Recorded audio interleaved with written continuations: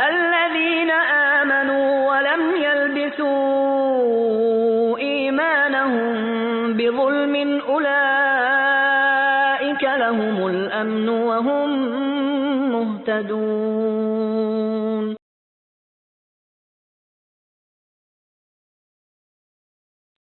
نحمده ونصلي على رسوله الكريم وبعد. بسم اللہ الرحمن الرحیم. نبی کریم صلی اللہ علیہ وسلم کی سیرت کا ایک ایسا پہلو ہے جس کو ہم لوگوں نے شرم کی نظر کر دیا ہے، اور اس کی وجہ ہے اس سیرت سے بالکل ہی ناآشنا ہے، حالانکہ وہ انتہائی اہم کسی بھی ازدواجی لائف گزارنے والے کے لیے بہت ضروری ہے. میرا چونکہ اس ٹاپک پہ تھوڑا سا مشاہدہ ہے، میں اس کو ہائی لائٹ کرنے سے پہلے تمہید کے طور پہ چند گزارشات عرض کروں گا جس سے شاید کہ میرے اوپر بے شرمی کا فتویٰ نہ لگے.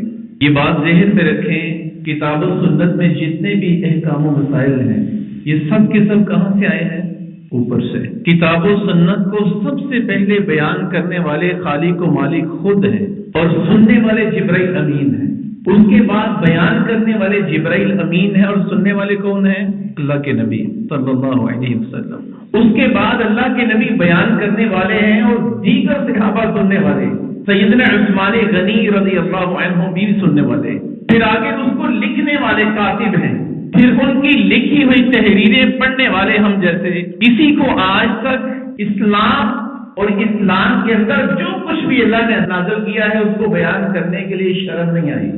آج مجھے شرم آتی ہے، اور یہی وجہ ہے کہ یہ جو میں گزارش کر رہا ہوں اللہ کے نبی کی سیرت کو بیان کرنے والا ہوں، اس کو شرم کی نظر کر دیا گیا ہے.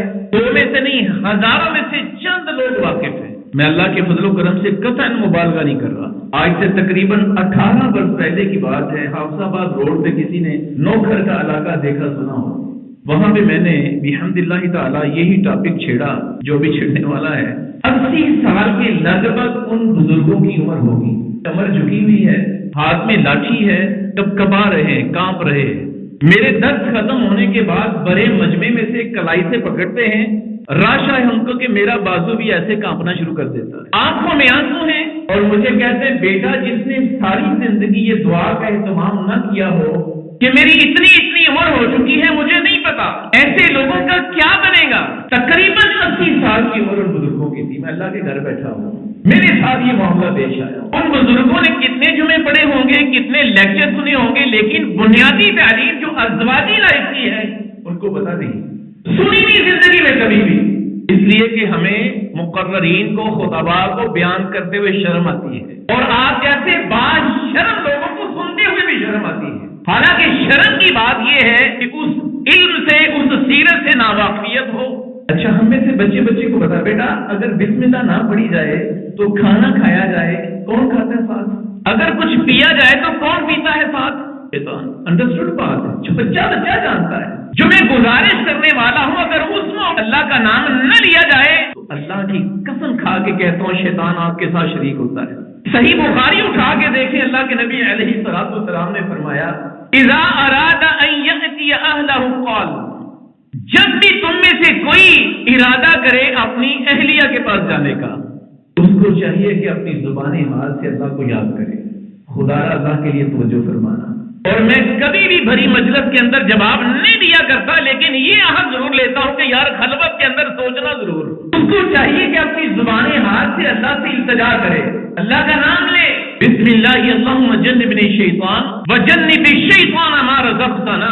اے اللہ تیرے نام کے ساتھ آغاز کر رہے ہیں، ہم تیری بارگاہ میں ترلا کرتے ہیں کہ ہم جوڑے کو شیطان کے شر سے محفوظ فرمانا. وجنب الشیطان ما رزقتنا، اور اے اللہ جو اس عمل سے تو ہمیں رزق دے. یہاں پہ رزق سے مراد کیا ہے؟ اولاد ہے. اس کو بھی شیطان کے شر سے محفوظ فرمانا. اللہ کے نبی اپنی زبانی نبوت سے گارنٹی دیتے ہیں کہ اگر اللہ نے اولاد مقدر لکھ دی لم یضرہ شیطان ابدا، تمہارا پیدا ہونے والا بیٹا اور تمہاری پیدا ہونے والی بیٹی جب تک دنیا کے اندر سانس لیتے رہیں گے تب تک شیطان ان کو کوئی نقصان نہیں پہنچا سکتا. آج کتنے لوگ ہیں جو شکوے شکایات کرتے پھرتے ہیں جنات چمٹ گئے ہیں، ان کے والدین نے اپنے بچوں کا حق ادا نہیں کیا. میں گزارش کیا کرتا ہوں کہ اولاد اس کی پیدا ایک کمارے لڑکے کے اوپر اس کے حقوق اسٹارٹ کر دیتے ہیں اللہ تعالیٰ. سب سے پہلا حق بیٹوں کا، اولاد کا، باپ کے اوپر یہ ہے کہ ان کی ماں کا انتخاب اچھا کرے جس سے نسل چلانی ہے. اور دوسرا حق یہ ہے کہ ان کو حاصل کرنے سے پہلے جو ایک خاص اللہ خالق و مالک نے فطرتی طور پہ ایک ہمارے اندر معاملہ رکھا ہے، وہاں پہ اللہ کے نبی کی سیرت کو اگنور نہ کرے، دعا پڑھے، پھر اپنی اہلیت سے خواہش پوری کرے. پھر جب اللہ خالق و مالک اولاد دے گا، وہ اولاد پیدا ہوگی، شیطان اس کو نقصان نہیں پہنچا سکتا. کتنے لوگ ہیں کہ جو اس سیرت سے نبی کریم صلی اللہ علیہ وسلم کی اس تعلیمات سے واقف ہیں. ان تعلیمات اس موقع پہ ذرا تصور تو فرمائیں کہ کیا ہماری کوشش نہیں ہوتی کہ کوئی ایک ہلکا پھلکا سا سوراخ بھی باقی نہ ہو کہ ابا جان کی، اماں جان کی یا کسی گھر کے فرد کی نظر نہ پڑ جائے ہمارے اوپر. شیطان ساتھ ملا ہوا ہے. شرم نہیں آتی مجھے؟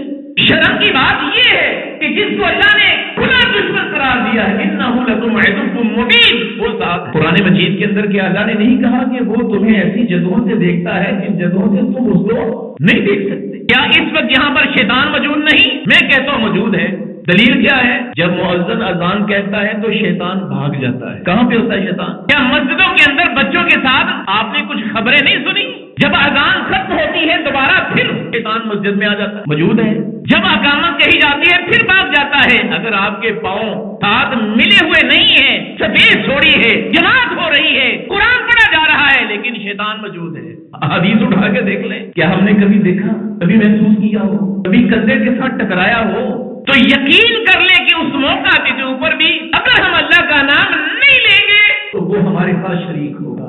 اس طرح کھانے پینے میں شریک ہوتا ہے. ہمارے پاس وقت نیاز مولوی نکاح پڑھاتا ہے، پیٹ کے جہنم کو بھرتا ہے، مال لیتا ہے، پیسہ لیتا ہے، مجھے معاف کر دینا، لیکن ایک حسن مسلم سے اس دعا کی فوٹو کاپی کروا کے 2 روپے اپنے اس کام کے اوپر انویسٹ نہیں کرتا کہ دلہا میاں کی پاکٹ میں ہی ڈالتا ہے. یار اس کو دیکھ لینا.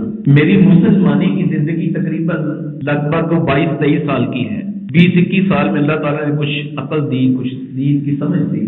اس وقت سے لے کے آج تک پراپر میں نے اس ٹاپک پہ کسی کو نہیں سنا، جبکہ 20 سینکڑوں علماء کو سنا میں نے. یار یہ موضوع نہیں، اس کی ضرورت ہے، ہر گھر میں ضرورت ہے، ہر گھر میں. اسی کے ساتھ ایک اور میں گزارش کر دوں، چونکہ ٹاپک وہی ہے، ماحول ہے. اللہ کے نبی علیہ السلام نے جب بھی شادی کروائی، ہماری ماں سے پہلی ملاقات کی تو سب سے پہلا اللہ کے نبی نے سلام لینے کے بعد جو کام کیا، اپنے دائیں ہاتھ کو اپنی اہلیہ ہماری ماں کی پیشانی پہ رکھا اور اللہ تعالیٰ کو پکارا، اللہم انی اسألک خیرہا وخیر ما جبلتها علیہ واعوذ بک من شرہا وشر ما جبلتها علیہ. اے اللہ میں تیرا نبی تجھ سے ترلا کرتا ہوں، اس عورت کے اندر جو تو نے خیر رکھی ہے وہ مجھے دے دے.